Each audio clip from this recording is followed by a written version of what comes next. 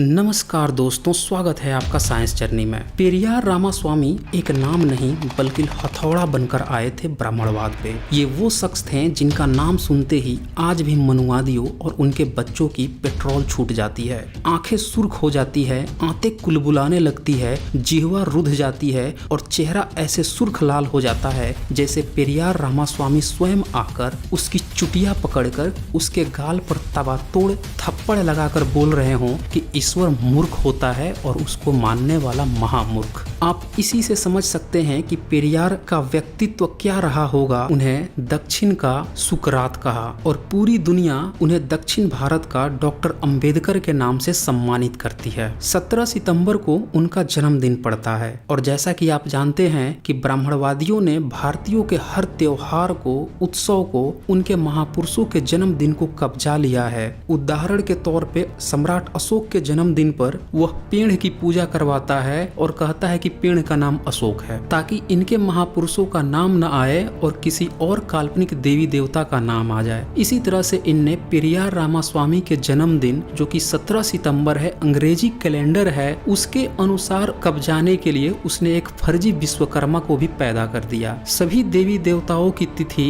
हिंदी माह के अनुसार होती है, लेकिन यहाँ पे विश्वकर्मा की तिथि अंग्रेजी कैलेंडर के अनुसार होती है, जिस पर अभी हम डिटेल से चर्चा करेंगे। लेकिन उससे पहले हम पेरियार रामास्वामी के बारे में थोड़ा सा जान लेते हैं। 17 सितंबर 1879 में इरोड में जन्मे इरोड वेंकटप्पा रामास्वामी ने जब 20वीं सदी के उत्तरार्ध से ही ब्राह्मणवाद की चुटिया पकड़कर नंगा करना शुरू किया, तब दक्षिण भारत ब्राह्मणवादियों का अड्डा बना हुआ था। यूं तो ब्राह्मणवाद पूरे भारत में फैला हुआ था और अभी भी है, लेकिन असली जन्मदाता तो दक्षिण भारत ही रहा है। उदाहरण के तौर पे 8वीं सदी में केरल में जन्मे शंकराचार्य को देखें। उसने अद्वैत मत के साथ शैव मत का प्रचार किया। फिर 11वीं सदी में वैष्णव मत का जन्मदाता श्री रामानुजाचार्य था, जो कि तमिलनाडु से था। फिर 13वीं 14वीं सदी में साउथ इंडिया से ही महिधर सायण, उवट और माधवाचार्य जन्म लेते हैं, जो कि पहली बार वेद का भाष्य करके भारतीयों पर वेद को थोपने की कोशिश करते हैं। फिर इसके बाद कृष्ण मत आता है,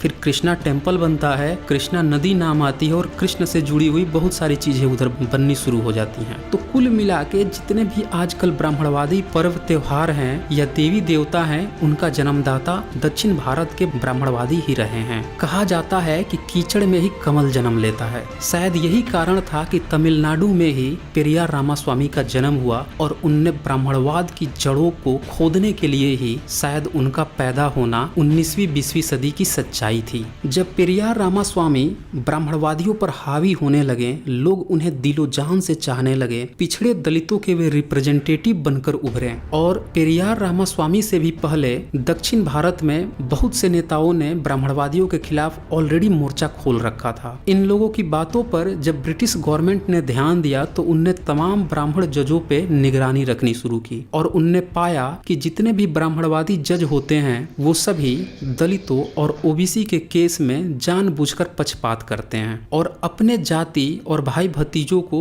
छूट देते हैं। यही कारण था कि विभिन्न सोर्सों ने यह बताया है कि 1919 में मद्रास प्रेसिडेंसी ने यह फैसला लिया था कि ब्राह्मणों में न्यायिक चरित्र नहीं होता, इसीलिए उन्हें जज बनने पर रोक लगा दी। इसी समय पेरियार रामास्वामी राजनीति में शामिल होकर ब्राह्मणवाद की जड़ खोदने का प्रयास कर रहे थे। पेरियार के इस बढ़ते कदम से ब्राह्मणवादियों में बौखलाहट और बढ़ रही थी। वो पेरियार रामास्वामी को खत्म करने के लिए तरह तरह के प्रपंच रचने लगे। कोई दिन रात हवन कुंड करने लगा ताकि उनकी अकाल मृत्यु हो जाए, तो वहीं कुछ श्राप पर श्राप देते रहे, दिन रात कोसते रहे कि उनकी जल्द से जल्द मृत्यु हो जाए, उनके साथ कुछ बुरा घटित हो जाए। लेकिन फिर भी पेरियार रामास्वामी 94 वर्ष तक जीवित रहे। जब ब्राह्मणवादी उनका बाल भी बाका नहीं कर सके तो उनको मिटाने के लिए वही अपने पुराने प्रपंच खेलने पर उतर आए कि जिस दिन इनका जन्मदिन है उसी जन्मदिन को किसी काल्पनिक देवी देवता से कब्जा कर कर इनकी ही फोटो की तरह उस देवता को बनाकर इनका एक्चुअल वजूद ही मिटा दिया जाए और इनके ही वर्ग को, इनके ही लोगों को उस काल्पनिक देवी देवता का वंशज बताकर हमेशा के लिए खत्म कर दिया जाए। और यही ब्राह्मणवादियों ने किया। उनने अपने धार्मिक किताबों में एक जो शिल्प कला का कैरेक्टर था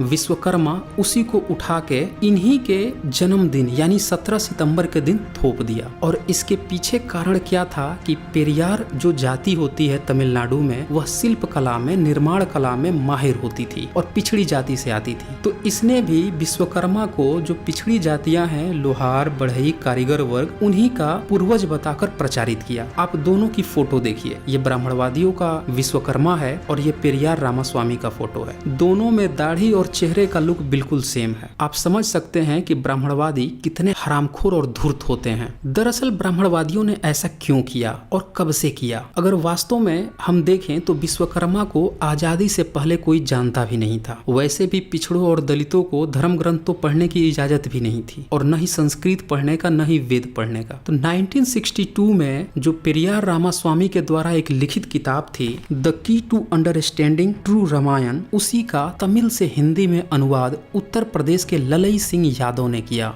और उसका नाम रखा सच्ची रामायण। किताब जैसे ही मार्केट में आई, पूरे उत्तर भारत में तहलका मच गया। जब लोगों ने हिंदी में सच्ची रामायण को पढ़ा, जिसमें राम का पूरी तरह से पर्दाफाश हो गया, सीता का पूरी तरह से पर्दाफाश हो गया, तब सारे ब्राह्मणवादी और उत्तर प्रदेश सरकार मिलकर ललई सिंह यादव और उनकी किताब पर केस कर दिए। मुकदमा चला, ललई सिंह यादव डटे रहे और अंततः उनकी जीत हुई। कोर्ट ने सच्ची रामायण और ललई सिंह यादव को बाइज्जत बरी भी किया और साथ ही उत्तर प्रदेश सरकार पर जुर्माना भी ठोक दिया। यहाँ पे ब्राह्मणवादियों की इतनी बुरी हार को देखकर उनने हिंदी भाषी क्षेत्रों में पेरियार रामास्वामी के विचार न आ पाए, इसीलिए उनने उन्हीं की फोटो को विश्वकर्मा की फोटो बताकर, उन्हीं के जन्मदिन को विश्वकर्मा का जन्मदिन बताकर प्रचारित करना शुरू कर दिया। देखिए यहाँ पे कितनी बड़ी हरामखोरी है ब्राह्मणवादियों की कि पेरियार रामास्वामी का जन्म अंग्रेजी कैलेंडर के अनुसार 17 सितंबर है और हिंदी कैलेंडर के अनुसार जितने भी ब्राह्मणों के महापुरुष हैं उनके जन्मदिन हमेशा बदलते रहते हैं। कभी कभी तो अंग्रेजी कैलेंडर और हिंदी कैलेंडर में उसी दिन का अंदर 2-2 हफ्ते तक होता है। लेकिन यहाँ पे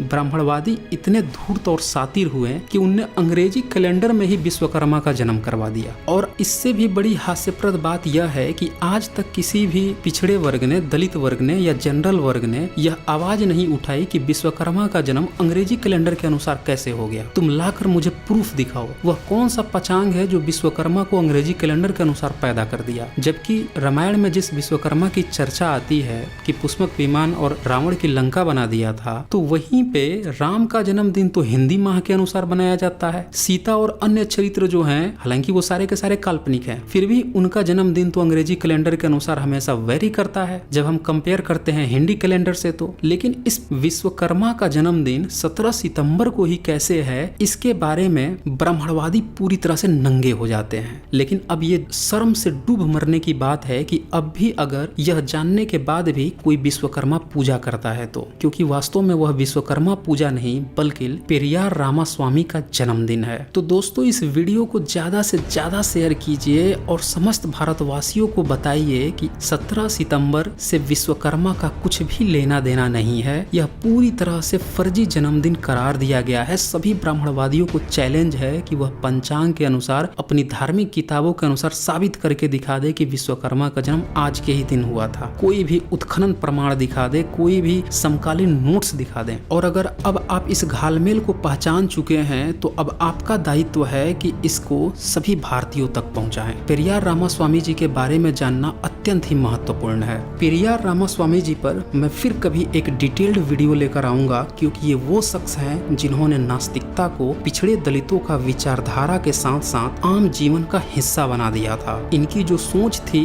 स्त्री विकास के लिए, पिछड़ों के विकास के लिए, दलितों के विकास के लिए या फिर संपूर्ण भारतीयों के विकास के लिए, वो अद्वितीय है। तो दोस्तों, आज बस इतना ही।